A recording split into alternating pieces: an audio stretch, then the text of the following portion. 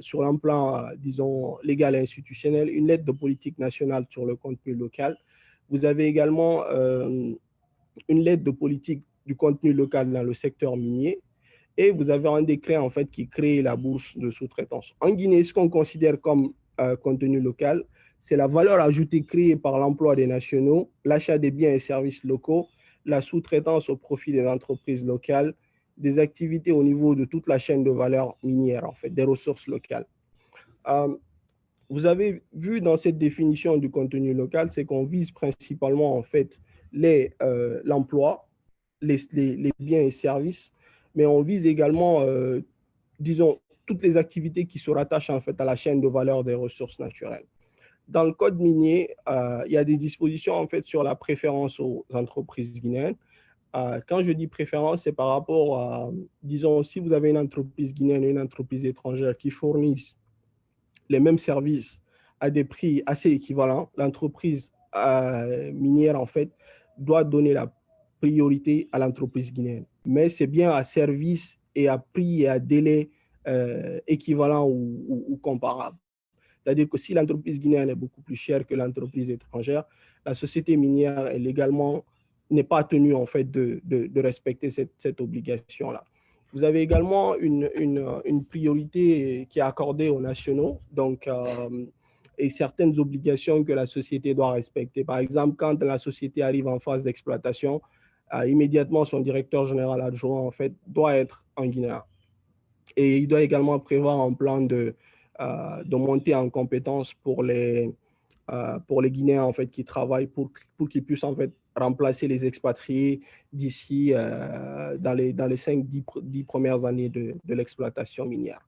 Deux points assez importants sur la question du contenu local, c'est qu'actuellement, vous avez une bourse de sous-traitance et des partenariats qui, en fait, qui a été mise en place pour aider les sociétés guinéennes à accéder, en fait, au marché dans un premier temps dans le secteur minier, même si, en fait, la bourse a pour objectif de couvrir tous les secteurs qui peuvent permettre aux entreprises locales d'avoir un maximum de business. Mais dans un premier temps, ils se sont focalisés sur le secteur minier pour des raisons évidentes. C'est le secteur qui est beaucoup plus attractif et intéressant pour les sociétés locales en ce moment. Maintenant, parlant du développement communautaire, il y a le code minier, en fait, prévoit la mise en place de l'Agence nationale sur le financement des collectivités locales. Donc, cette agence-là, c'est une agence qui reçoit, en fait, une part des paiements qui vont à l'État et qui est destinée au financement des collectivités locales.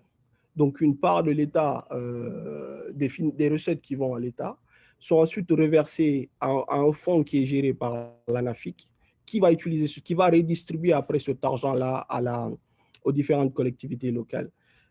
Pas seulement les collectivités locales où l'activité minière s'exerce, donc par exemple Boké, Kindia ou Sigiri, mais l'ANAFIC, c'est pour toutes les collectivités locales de la Guinée. Et fait assez intéressant, dans la nouvelle constitution de 2020, il est prévu, en fait, que les ressources naturelles doivent servir également au financement de l'ensemble des collectivités locales de la Guinée. Donc, c'est devenu maintenant une obligation, en fait, constitutionnelle. À côté de cela, vous avez le code minier prévoit également la mise en place de fonds de développement économique et local et la signature d'une convention de développement local, donc CDL, entre les compagnies minières et les communautés locales qui sont aux alentours des mines, en fait. Donc, les compagnies minières doivent verser un certain montant en fonction de leur chiffre d'affaires aux communautés locales qui vivent aux alentours de leurs mines. Donc, il y a tout un mécanisme, en fait, qui est décrit dans les différents textes d'application. Et si vous êtes intéressé par cette question-là, j'ai en début d'année publié un article sur la question. Vous pouvez y aller, je pourrais le partager avec vous.